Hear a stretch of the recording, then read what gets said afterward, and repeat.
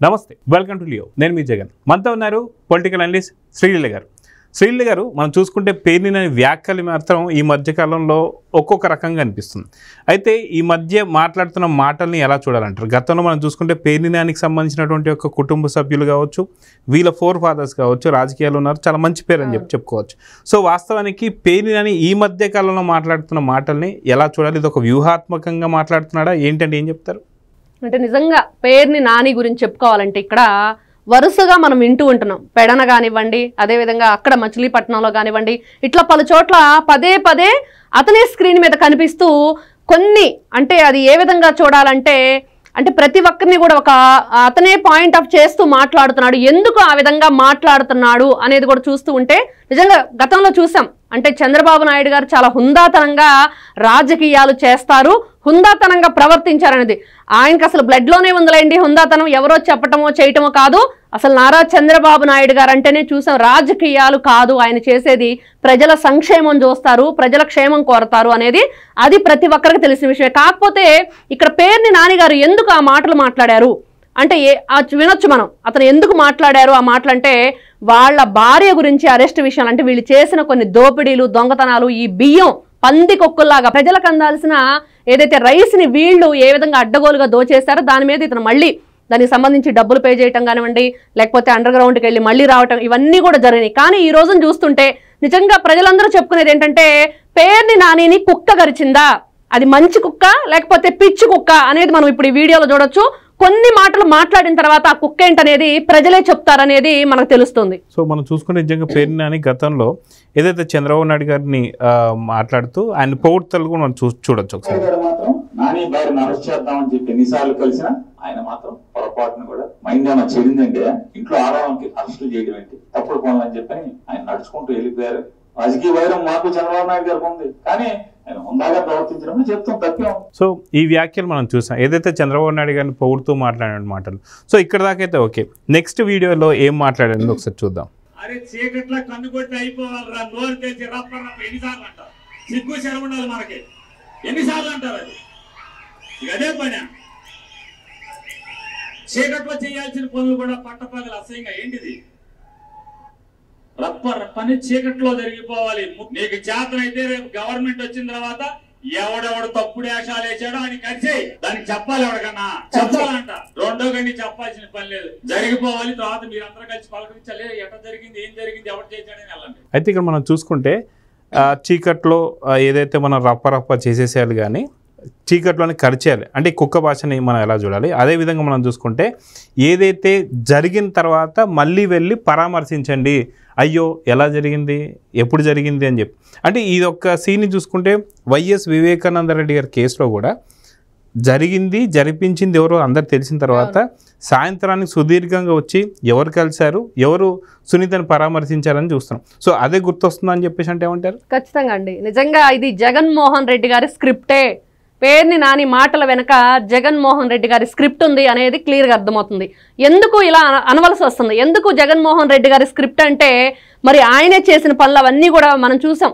నారాసుర రక్త చరిత్రను రాయటం, మరి బాబాయిని గొడ్డలి వేటుకు బలి చేయటం, ఆ తర్వాత ఏం తెలియనట్లు పరామర్శించటం, మరి చెల్లెలతో పాటు తను కూడా కేసు వేయటం, దాన్ని మళ్ళీ తను వెనక్కి తీసుకోవటం, ఇవన్నీ జరిగినాయి.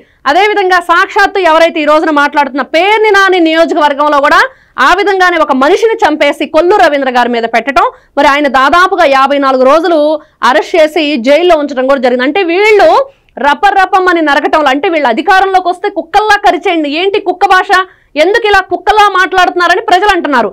ఎందుకంటే ఈయన మాట్లాడుతున్నాడు అంటే కుక్కల్లా కరిచేయండి అంటే ఏం చేద్దామని, నైటే వేసేయండి, పొద్దున్నే పరామర్శించండి. ఇంకా ఏం మాట్లాడాడో ఇంకొకసారి మనం విందాం. మేము గెలిచిన తర్వాత గన్నవరం వంశీని పోయిస్తాను అని చెప్పాడు జగన్మోహన్ రెడ్డి గారు. దిగిపోయిన కానీ వంశీ పోయి హైదరాబాద్ లో ఉన్నాడు అనుకోండి, 5 నెలలు బెజవాడ జైల్లో ఉన్నాడుగా, రోజు వెళ్ళి పోయించావా జైల్లోకి వెళ్ళి? అది విన్నారు కదండి, 5 నెలలు రోజుకి వెళ్ళి జైల్లోకి వెళ్ళి పోయించావా అని అడుగుతున్నా. ఎందుకు పోయించలా? మాట మీద నిలబడవా? బెజవాడ జైలుకి వెళ్ళి పోయించాలి కదా, పోయించవా? ఊరికే మైకుల ముందు పోయిస్తారా? వస్తున్నాడు మరొక 3 నెలల్లో, గుడివేళలో అడుగు పెడుతున్నాడు ఆరోగ్యం బాగు చేసుకుని. ఎవడొస్తాడు వెంటనే కట్టాయి మీద నడిపిస్తాకి సో ఈ వీడియో మనం చూసారు కదా.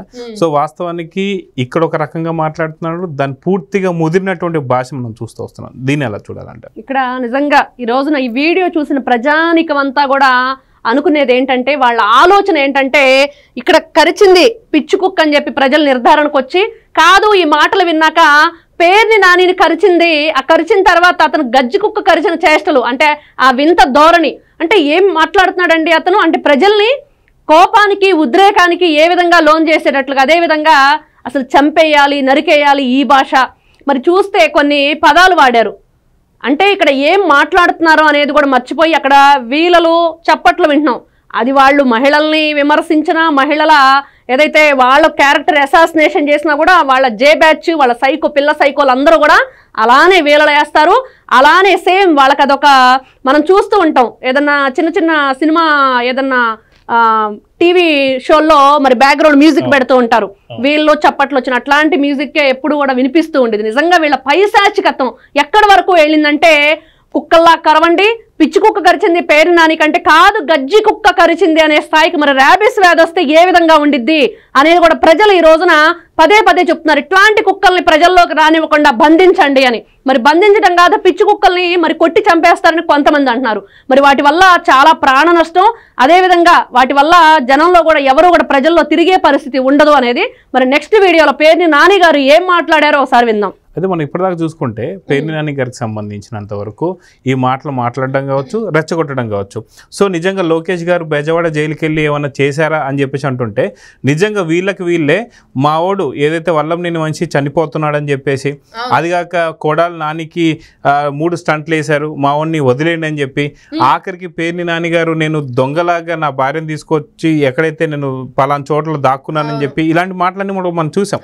సో ఇప్పుడు మళ్ళీ ఈ రెచ్చగొట్టే వ్యాఖ్యలు, నిజంగా అరెస్ట్ చేస్తేనేమో అక్రమ అరెస్టులు అని చెప్పేసి, లేదు ఇది కక్షపూరిత రాజకీయాలు అని చెప్పి మాట్లాడుతున్నారు, అరెస్ట్ చేయకపోతేనే ఇట్లా రెచ్చగొడుతున్నారు. సో ఇది ఒక వ్యూహం ప్రకారమే మాట్లాడుతున్నారని చెప్పి అనుకోవచ్చు అంటే. ఖచ్చితంగా అండి, నిజంగా వీళ్ళ మాటలు వింటుంటే ప్రజల్ని ఏ విధంగా వీళ్ళు ఒక భ్రాంతిలోకి నెట్టేస్తున్నారు, ఏ విధంగా వాళ్ళని వీళ్ళు ఒక మాయాజాలం సృష్టిస్తున్నారు ప్రజల దగ్గర. అంటే మనం గతంలో విన్నాం, అయ్యో కొడాలి నాని, అయ్యో ఎవరైతే ఉన్నారో వల్లభనేని వంశీ, ఇంకేముంది మీరు ఈ విధంగా మరి ఏం చెప్పుకోవాలి అంటే, ఒక కనీసం మనిషి మీద కక్ష కడితే ఇంత దారుణంగానా, అతనికి ఆరోగ్యం బాగలేదు, అన్యాయంగా అక్రమంగా అరెస్ట్ చేసి విజయవాడ జైల్లో ఉంచారని చెప్పేసి ఈ పేర్ని నాని లేకపోతే ఈ జే బ్యాచ్ అంతా కూడా గగ్గోలు పెట్టింది. మరి ఇప్పుడు చూడండి 3 నెలల్లో వస్తున్నాడు, మరి ఏం చేస్తారు చూడండి, మరి ఎట్లాంటి భాష, రోడ్ల మీద పరిగెత్తిస్తారా కొడతారా అని చెప్పేసి ఎంత దారుణంగా ఉంది. ప్రజలకి ఏం మెసేజ్ ఇవ్వటానికి ఇలాంటి, అంటే నిజంగా కూడా ప్రజలు అందుకనే అంటున్నారు పిచ్చి కుక్క గరిచిందని ప్రజలు పేర్ని నానికని ఎందుకు అంటున్నారంటే, ఇదిగో ఇట్లాంటి భాష వల్ల. అంటే గతంలో ఏం మాట్లాడారు, ఇప్పుడేం మాట్లాడుతున్నారు, మళ్ళీ ఇంకో వీడియో చూద్దాం దాంట్లో ఎలా మాట్లాడతారు. ఇవాళ వయసు మనకి 75 ఏళ్ళు, మళ్ళీ 20-47 అంట. 20-47కి మనకి ఏముంటది, విజన్ ఉండదా, జయంతులు వర్ధంతులు ఏముంటాయా, ఏముంటాయి ఎవడో తెలుసు, భగవంతుడికి తెలుసు. అయితే మనం ఇక్కడ చూసుకుంటే ఏదైతే పేర్ని నాని గారు మాట్లాడుతూ 2047 అంటే దాదాపు భారతదేశానికి 100 సంవత్సరాలు ముగిస్తుందని చెప్పేసి, ఏదైతే మనం స్వర్ణాంధ్ర అని చెప్పేసి ఇలాంటివన్నీ చూసుకున్నాం 2047. అయితే ఆ టైంకి అంటున్న మాటలు ఏంటి అంటే, ఆ టైంకి జయంతులు వర్ధంతులు అంటే ఎవరిని అంటున్నాడు. గతంలో కూడా మనం చూసాం, విజయసాయి రెడ్డి గారు కూడా ఖచ్చితంగా 2029 అయిపోయిన తర్వాత నువ్వు బ్రతికే ఉంటే నీ సంగతి చూస్తామని దాన్ని ఎలా చూడాలి. సో అంటే వైసీపీ వాళ్ళు ఏదో కుట్రలో అయితే ఖచ్చితంగా భాగం ఒకటి ప్లాన్ చేస్తారని చెప్పి అనుకోవాలా. అంటే కుట్ర కంటే ముందు ప్రజలని వీళ్ళు అవమానపరుస్తున్నారు, అంటే ఒక విజనరీ లీడర్ని అవమానపరుస్తున్నారు. ఏం చెప్పాలి వీళ్ళ ఆలోచన విధానం, ఎంత సంకుచితంగా ఆలోచిస్తున్నారో చూడండి. అంటే 2047 విజన్ అంటే మనం 2020 చూసాం, ఒక హైదరాబాద్ని సైబరాబాద్ సృష్టికర్తగా, ఒక విజనరీ లీడర్గా ఎలా ప్రపంచవ్యాప్తంగా కూడా పేరు ప్రఖ్యాతులు తెచ్చుకున్న ముఖ్యమంత్రి నారా చంద్రబాబు నాయుడు గారు. మరి అదేవిధంగా ఇప్పుడు చూస్తే ఆ మాటల్ని వీళ్ళు వక్రీకరిస్తూ, అంటే అసలు ఇక్కడ జనన మరణాల గురించి అవసరం ఏంటంటే, ఎవరైనా ఒక సమర్థవంతమైన నాయకుడు రాష్ట్రాన్ని తీర్చిదిద్దుతాను అంటే ప్రతి ఒక్కరూ కూడా వాళ్ళ అడుగులకి మడుగులొత్తాలి. ఆయన ఏదైతే పరిపాలనలో మేమంతా కూడా క్షేమంగా సంక్షేమ పథకాలతోటి అభివృద్ధి వైపు అడుగులు వేస్తున్నా, అంటే ఒక ఏదైతే పేదరిక నిర్మూలనే ధ్యేయంగా, ఎంత గొప్ప ఆలోచన. ఎంత గొప్పగా ఎంత హుందాతనంగా ఉంది. మరి ఇలాంటి నిజంగా ర్యాబిస్ వ్యాధి వచ్చిందా, పిచ్చి కుక్క గరిచిందని ప్రజలు అంటుంటే నేను ఫస్ట్ అనుకున్నాను, ఎందుకు ఇలా ప్రతి ఒక్కరు మెసేజ్లు పెడుతున్నారు, ఎందుకు ఇలా మాట్లాడుతున్నారు పేర్ని నాని గురించి, ఆయన ఎందుకు ఏం చేశారు అంటే ఈ వీడియోలు పంపించారండి. వాళ్ళందరూ కూడా ఇదే చెప్తున్నారు, ఎందుకు పేర్ని నాని గారు ఇట్లాంటి మాటలు మాట్లాడుతున్నారు, ఎందుకు అసలు ఈ జే బ్యాచ్ అంతా కూడా ఆంధ్ర రాష్ట్ర అభివృద్ధిని అడ్డుకోవటానికి వీళ్ళ సకల ప్రయత్నాలు జరుగుతున్నాయి అంటే నిజంగా ఇది కుక్క గరిచిన లక్షణాలా, లేకపోతే వీళ్ళ వికృత రూపానికి పరాకాష్ట అనేది కూడా అర్థం కాని పరిస్థితిలో ఈ రోజున ఈ జే బ్యాచ్ అంతా కూడా కొట్టుమిట్టాడుతుంది. నిజంగా ప్రజలందరూ కూడా ఒక్కసారి ఆలోచించండి, ఇట్లాంటి వ్యక్తులను అస్సలు ప్రోత్సహించవద్దు.